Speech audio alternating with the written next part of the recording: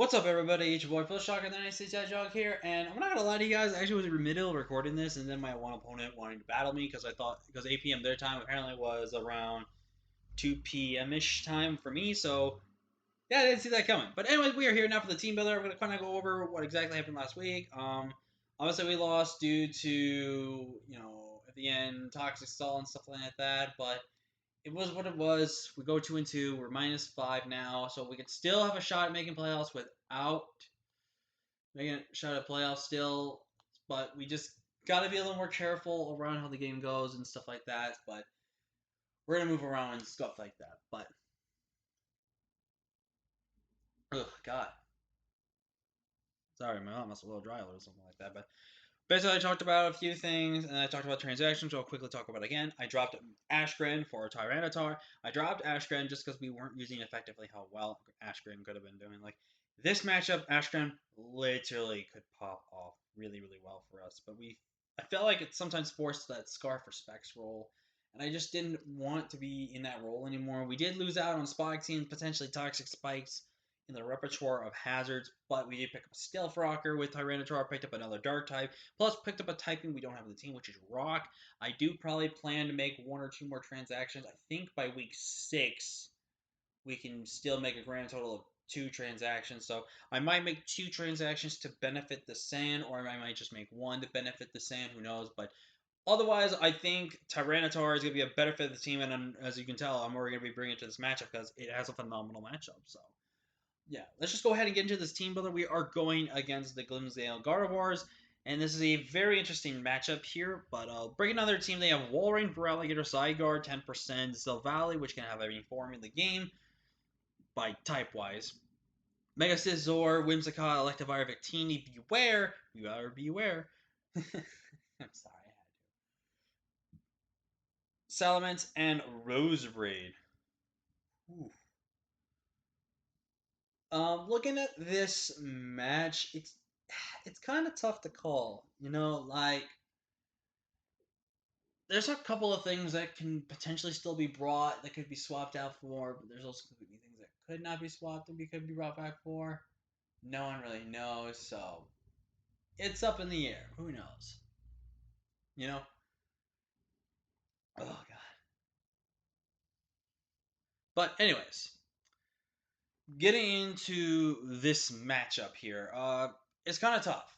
Like looking at this match, water types kind of scare my team and kind of put in a decent work against me. So going into this, for what I'm expecting my opponent to bring, I don't think Roserade comes at all in this matchup. Roserade does not match up well against a lot of things on my team.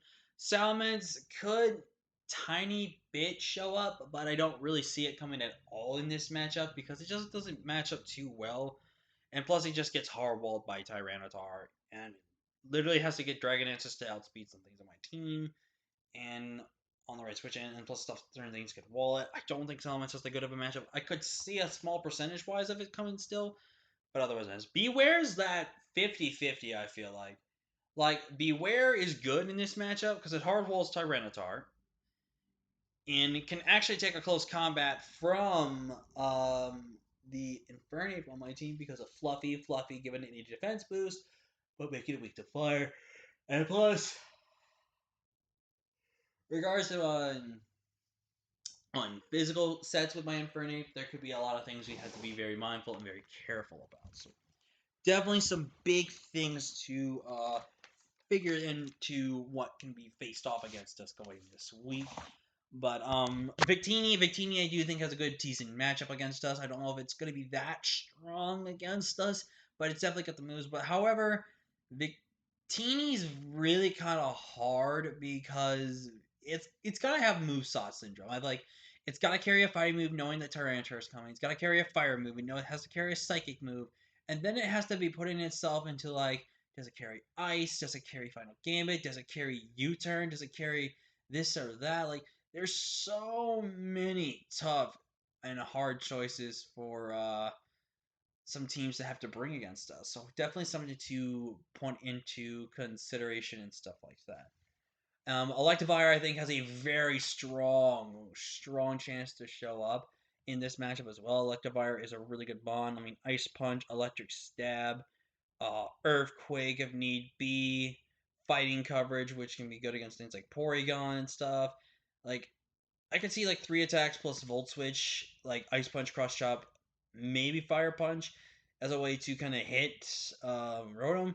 Who knows? I could see maybe Scarf. I could see maybe AV. I could maybe see some a few other things, but I don't know. But it's really up there. But looking at his team, honestly, Feraligatr makes a lot of sense. Feraligatr is a very, very scary threat with Dragon Dance Life Orb sets, which can be very dangerous against us. A potential banded or small chance setup Zygarde set actually is very terrifying as well, but I feel like banded is a little more scarier against us just because it hits a lot stronger and hits a lot harder. Silvally, I 100% expect Silvally Dark because I think he's going to realize that Silvally Dark is more likely a scarier. Is it not scarier? Is it more of an important bring over any other typing? Because without Silvally Dark, his team loses straight up to Psychic types besides Victini and Scizor, but sometimes Scizor can't really do all that much against us, but who knows, right? I don't know. And, excuse me, I just gotta itch something real quick. There we go. But Scizor, I think, is really good. I think Bullet Punch, U-Turn, Roost, Swords Dance set is very problematic for my team to break. I could also maybe see sub Roost and just be max HP, max attack, and stuff like that. Maybe it's a very scary mon this week, and it's gonna be really hard mon for us to try to break down and beat down in this game. So, and then I think Whimsicott is the grass type of choice, just because Whimsicott's typing fits better and kind of handles a lot more things on my team that gives it credit for, and I believe is a grass type that can taunt. So it's going to be one of those mons that's going to be a real harder time for us to somewhat beat slash doing everything else. So, but otherwise, and also I expect Walrein. I'm not kidding you. I think Walrein's actually a threat versus me because Walrein's very defensive. Walrein can be a potential Choppa Berry or Charty Berry set. I do expect him to run more of a Chople set than anything else, just because Chople provides a problematic, better chance of him living, and plus, like he could think Charty's better, but Chopple's more of a safer bring, especially when his team really doesn't have good fighting type switches, and the fighting type switches that come in don't want to take either a fire or any potential earthquake from Infernape. So definitely something to note like there. But now with all the delay and all that dumb talking I was doing, let's go into the team matchup here for you guys. So first up, we're gonna kick it off with our new mon, and we are kicking off with Godzilla here, Tyranitar with the Sandstream ability. We are running weakness policy because I just think weakness policy Tyranitar honestly just kind of gets to claim a KO.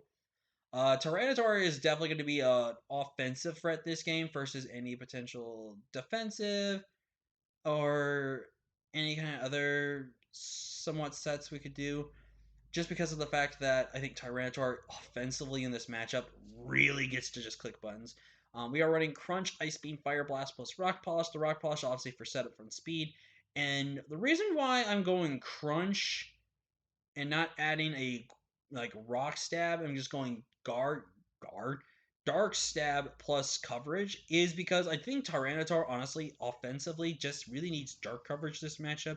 Like yeah, like having the Stone Age or Rock Slide would be good to potentially win a 1v1 against Still Valley and then some other things, but I feel like Crunch is really good. I get actually now thinking about it, Rock Slide actually fits better because it can actually hit. You know what? I'm gonna change that up right now, actually, and I will run Rock Slide over Stone Edge. I don't, and plus I don't want to waste my Stone Edges. Like Rock Slide can kind of waste and have that benefit too. But Godzilla here, really good mon. 136 HP, 104 attack, 76 into defense, 56 death, and 136 speed with a naive nature. Now, the reason why we were running naive of anything is special Tyranitar sets are very common, and the fact that we're running two special type coverage moves this week, I think fits why we want to bring it. Ice Beam for the quad weakness, being on the Zydoge being the big important thing right there. Fire Blast obviously checks things like the Whimsicott, also checking a Scizor.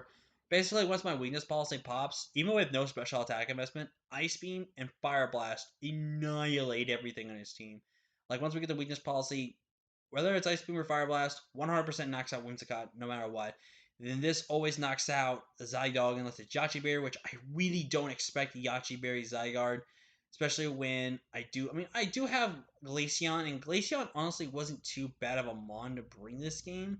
I just don't think Glaceon's offensive prowess, if anything, can do what I wanted to do. Plus, Glaceon would have ended in Scarf, and I just don't think Glaceon's matchup was going to be all that good going into it. So that's why I went with Tyranitar having the coverage. Obviously, we have Sandstream to give us extra boost to depth. That's why we're also running some investment there because I had leftover investment and going from there. Up next, we're bringing Mo in here, our Rotom Mo with Leaf Storm, Thunderbolt, Hidden Fire, Nasty Plot. This is a straight up offensive set with leftovers, just because I want to be able to take hits, and then be able to get an additional back. If I got a Nasty Plot off, basically something is going to die. We are faster than Feraligatr, so anything from Feraligatr's base speed and below, we do outspeed unless they are Scarfed. We always take one hit from Zydog, and plus if we get a Nasty Plot up before Zydog does anything, Leaf Storm kills pretty much, which is really good. And also Hidden Power of Fire beats Scizor, which is another reason we had that on there as well. And there's also beats the